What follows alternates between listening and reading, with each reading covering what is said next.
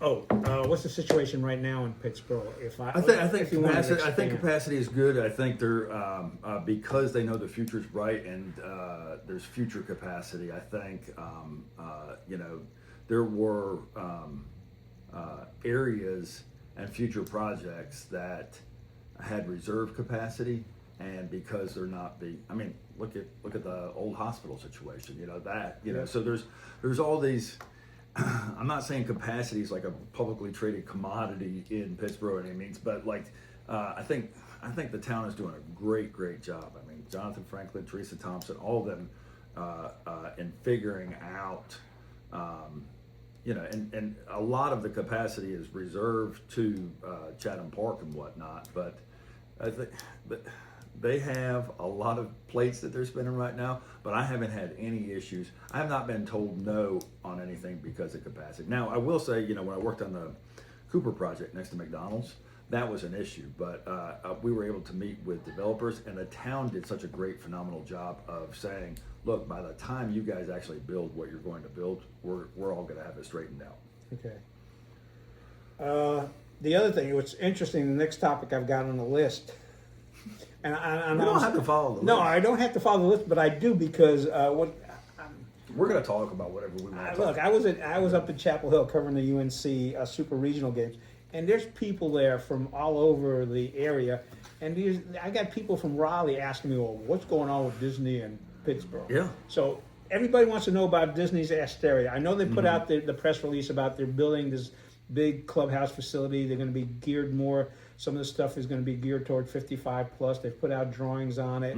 I think they're saying their first homes are going to start selling next year or fall of 27. Yep. Fall of 27. I've also heard the average medium sales price is going to be about $825K. So since you're I wonder whether or not they'll actually hit that number. I don't know. You mean you think they'll be lower than that? I think it'll be higher than that. So do I. Yeah, I think it's going to be higher than that, and I think demand will be high. I mean, it's incredible. There's no official waiting list or pre-sales list or whatever, but there is an interest list, and some of the comments that I've heard from other people was there is a high level of disappointment of the Disney people that didn't make the California project. They didn't make the cutoff. And so they have gone from that California list to now they're on the Pittsburgh list. Is this like a secret list? No. It's it's just right now it's not an actual pre-sale or anything. It's an interest level, but they have high level of interest. I mean, it's really amazing to me. All the people that, we've had the disappointment of Wolfspeed and VinFast. Right. And so they're like, Disney's not going to happen. Disney's going to happen. Yeah, they're not going to commit. Knowing their history, they're not committing unless they're going through with it. Yeah. And people say, he doesn't know. But they bought the dirt. He knows. They're breaking ground. They have a marketing plan behind it. It's the real deal. And what I'm amazed about is how much the Disney brand means to people. You wouldn't. I mean, we're not going to have roller coasters and Space Mountain. But we may have Disney characters from what. Well, that's what I hear. Yeah, okay. yeah. And it's the Disney name, the Disney brand. Like I think I've told you before. I have a couple of friends that have taken Disney cruises. And I was just like, really, Disney cruises? And they're like, I know what the room's going to be like. I know what the service is going to be like. I know what the food's going to be like. I know what the tours are going to be like. So they trust that Disney brand. I think the same thing's going to happen in Asteria. All right. We may just have to do a segment on Disney adults, but I'm not going to go there right now. Right. If folks are thinking that's not going to happen, it's going to happen. The interesting thing too is Mr. Ham, who's the CEO and president of the YMCA, Triangle Area YMCA. He spoke at 79 West Breakfast Club, nice. And they've got about 4,000 members at that YMCA, which is in the same area. It's like you'll be able to see Asteria right from that YMCA. I didn't know they're at 4,000 already. That's amazing. It's a beautiful facility. They have gotten and pulled in people, and I think they also have a program this summer that if you're a school teacher teaching summer school at the Chatham County Schools, you get a break on nice. a membership during the summertime. Nice. So that was interesting. We will have a story out on that probably later this week. All right, let's get into the planning board. Yeah. Because someone here is on the planning board. Yeah. They like you on the planning board sometimes, but they don't always like you on the planning board either. I mean, it's I understand the issue. There's some people that are really, really concerned about what's happening. I think the message that I think this would be helpful for is we could get out what the planning board can do and what it can't do. All right. Which do you want to start with? You want to start with can do? All right. We can make recommendations to the county commissioners. We're an advisory board. We're not elected, so we don't have any decision making. Right, and the elected officials don't always, if you say, hey, we approve or Right. disapprove, they will not always agree with that. Not always. I mean, I feel as though I have a good relationship with my commissioner, but yeah, we make sure whether or not it meets the guidelines of the ordinance. The planning department is also making sure that it meets the guidelines of the ordinance or whatever. So, we've been accused of being a rubber stamp. We're not a rubber stamp. It's verification, but the application wouldn't get through to us if they haven't met. And also, it means a lot to us when the planning department says, yes, this meets all the requirements. When I was on the planning board, I remember the planning department was great in that, hey, here's what you have to file to meet. We're meet the so county. lucky with what the planning And department they've been that group's been there for a while, so they're like, I would look at it and go, okay, they did this, they did this, they did this, and then sometimes you'd have that question mark: is did they do this or not? Or they would say they still have to do this. Yeah. So. Yeah. So we hold public hearings and we gather citizens' input, and citizens' input does mean a lot to us. But what does not mean a lot to us, and it's not because we don't care, or whatever. You can't say, "Hey, I moved away from Cary to get away from this, and now you're making this a Cary." We're not a say no board, and we're not a say yes board. We're a does it meet the ordinance board, and we can influence and change the ordinance, the land use plan. Excuse me. One of the things that's got me so frustrated is that I worked with George Lucier and John and a couple other of the board members, and reworking this UDO with a consulting group and with the planning department and everything. A lot of time and effort went into it, and then along comes SB 382, the downzoning laws from Raleigh, and wipes it off. Okay. Well, now we don't have anything. Like, now we can't do. There's some good things in that UDO that are still SB 382 compliant. I was at the legislative meetings last week for NCR, and they're actually What is NCR? North Carolina Realtor Association. I'm on the commercial board for that, and we were talking about legislation, and our lobbyist group, it's called RPAC. They're talking about they will not. Everybody thinks that SB 382 is going to get repealed. It's not going to get repealed, but it probably will get replaced. And I think a lot of people think that SB 382 is too restrictive. It basically says anything that a municipality does is a downzoning. They're looking at what is known as Proposition 207. It was an Arizona bill passed in the year 2006, and it maintains property rights without being too restrictive. Basically, what the Proposition 207 says is you cannot change a landowner's density or the zoning that will significantly impact the value of the property. So if you are to do something like that, you've changed the value, you have to give compensation. So it's like a de facto eminent domain. Right. If they come in and just blanket change it, you have to write them a check. No municipality is going to do that. The other thing you can do is you can make changes on the other properties, but for those properties that would have a lower use and everything, you have to give them a waiver. They're like grandfathered in. So I think there's some proposed legislation that it's going to be good for the county that's not, or excuse me, the whole state, that's not going to be as restrictive as SB 382, but they got some work to do. Right. When you say SB 382, it will not be repealed. But a lot of people want it repealed. A lot of people want it repealed. There's, I think it was a knee-jerk reaction, and I think it is in a lot of ways too restrictive. But the Speaker of the House and a couple other of the senators, they said that it's not going to be repealed without a good replacement. Right. So you're totally replacing it, or are you putting on amendments to the Maybe, SB3? maybe either, yeah, Okay. half a dozen. So basically, it's not going to be done. Well, if it's done away with, there's going to be something else that's going Right. to take its place. Yep. Okay. Yep. There's some other interesting legislation that was introduced, ADUs by right, which I think would be amazing. What is ADUs by rights? So it's auxiliary dwelling units. So it's like you can have a garage apartment, or you can have a guest house on your property by right. So if you have a house in town, without having to get it rezoned, you could add another guest house to it. Yeah, I think some of the town commissioners have talked about that. They've already done that in Chapel Hill. Okay. And I think it's that is a great program. We talk about affordable housing or workforce housing. That's a great opportunity to get. First of all, it's a great way of infill.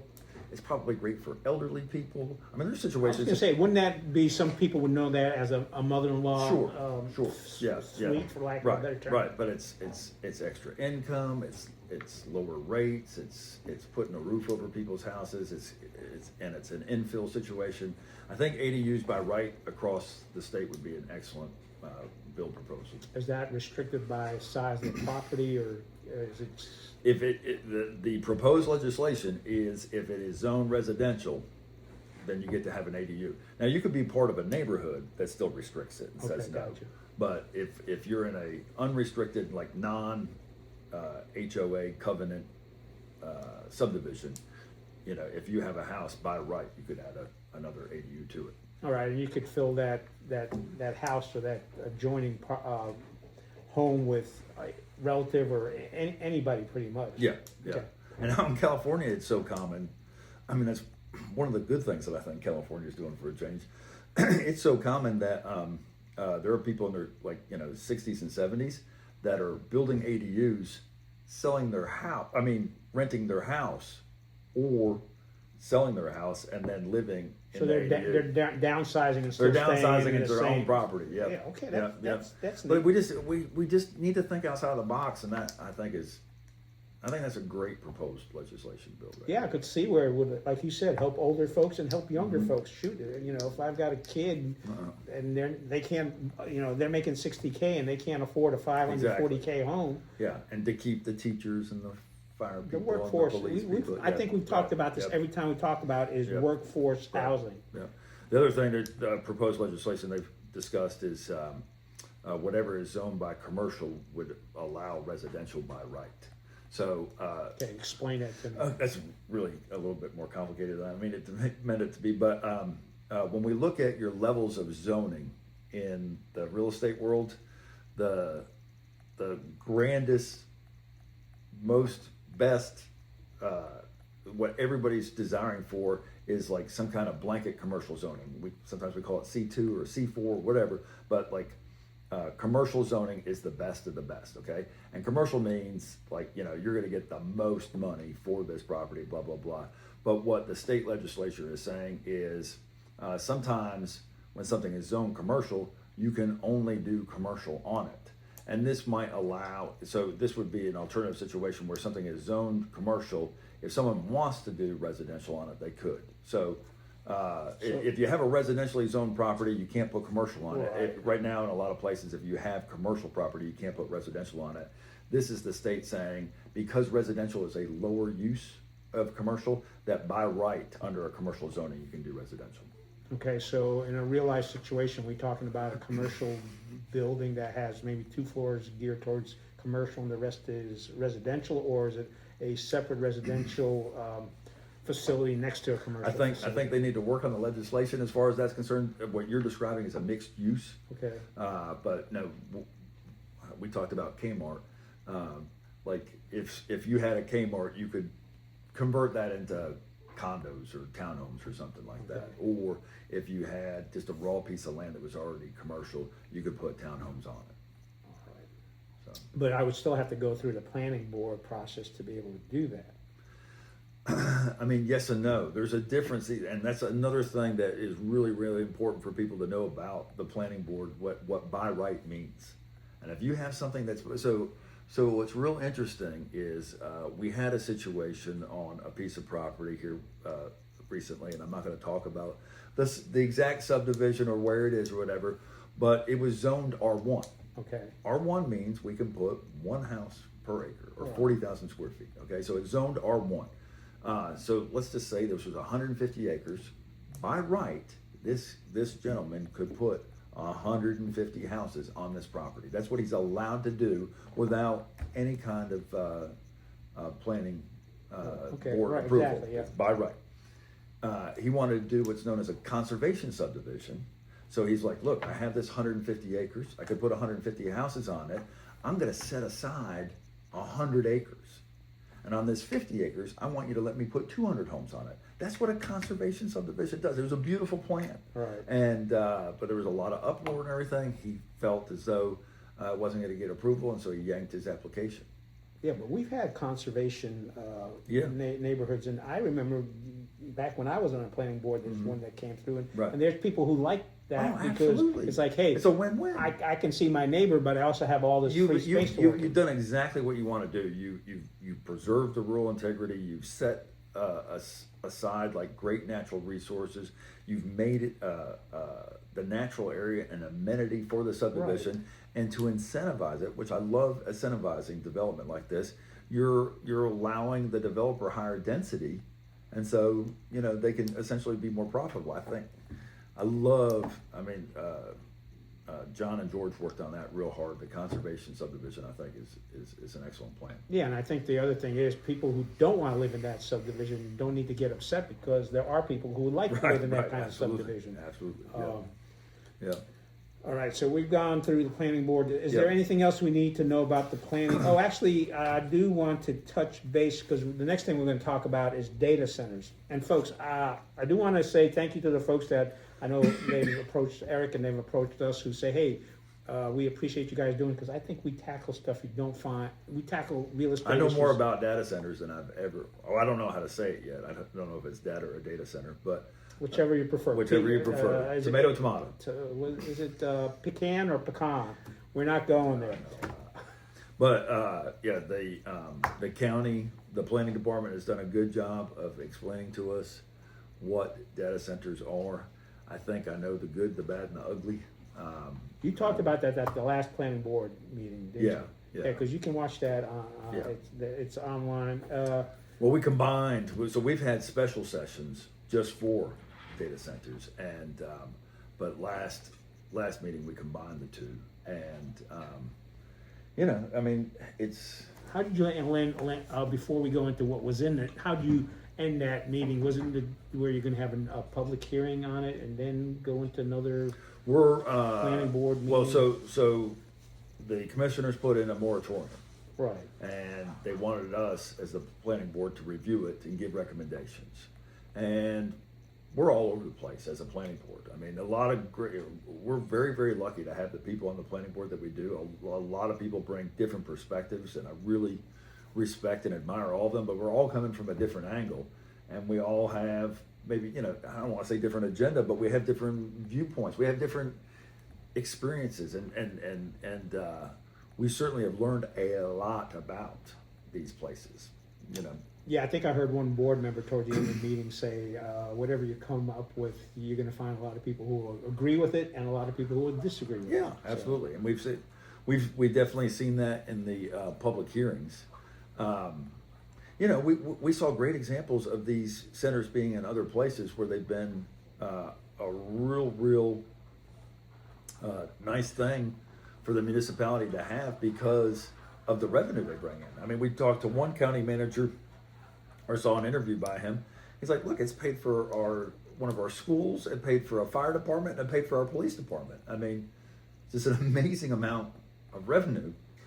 In this kind we're looking at, if it's $1 billion facility, it's bringing in $6 million a year in property tax. I mean, that's pretty amazing. Isn't there also a tax on the equipment in the facility as well? Yeah. So it's not just, it's just not. Yeah. Now, granted, that's the other thing that people need to be aware of is that the state of North Carolina is actively recruiting Right. and wanting these things. They want to have these in our state. If that's the case, they might have some kind of tax break. You know, I hope they wouldn't somehow restrict county property tax, but they might restrict the improvement tax Right. of the equipment in there. You know, like I pay property tax on my copier here. You know, we pay, Maybe you should put it in a different county and Right. just drive over yeah. there and use We it pay property tax on on our cars, on and boats. everything. Yeah. Yeah, but so you know, we know how expensive these things are. We know how much power they use right now. We know how much water they use. We know how many people work there and what the average paying job is. I mean, it's not a boondoggle economically as far as how many workers you're going to have there. Yeah, because the numbers are fairly low compared to We're looking at the average of 40 to 60 people. right. Because you don't need if you got. But they were getting paid like $150,000 average each and everything, so it's good income. But you know, I mean, VinFast was a promise of what 7,500 workers. That didn't happen. Yeah, and then they knocked it down to half of that, Right. and now it's like Right. Yeah. So. Yeah. So you know, there's great advances in technology. They're recirculating. People talk about the water usage. They're recirculating the water. One of the things that I was worried about is how much of a power draw they are.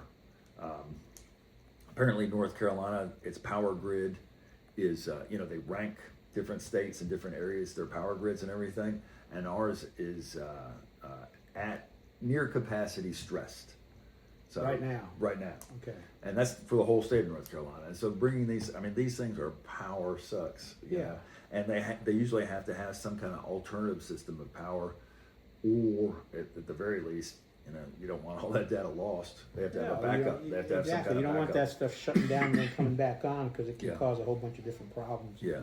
I will say I'm a little bit biased toward data centers having. You're biased for them?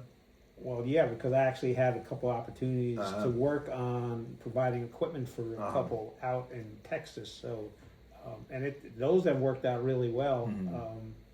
And the other thing too is on the equipment. Somebody says, "Well, what happens when this equipment ages out?" Equipment data centers does age out, and it's So they like- also Yeah, they- recycle the exactly. equipment. They recycle the equipment and they bring in new equipment and technology as needed. I mean, NVIDIA chips. I mean, The thing I worry about is that I think these are like a necessary utility. I think that's the direction the world is going in. It's certainly the direction the United States is going in. I can't tell you how dependent I am on AI and everything else right now, but like I worry that you have this $1 billion or $2 billion or $5 billion facility, and then 10 years from now, they're not doing anything because of there'll be some new technology, or the data centers will be in your back pocket or whatever. but guess what? You can turn it into a residential area. Yeah, maybe so.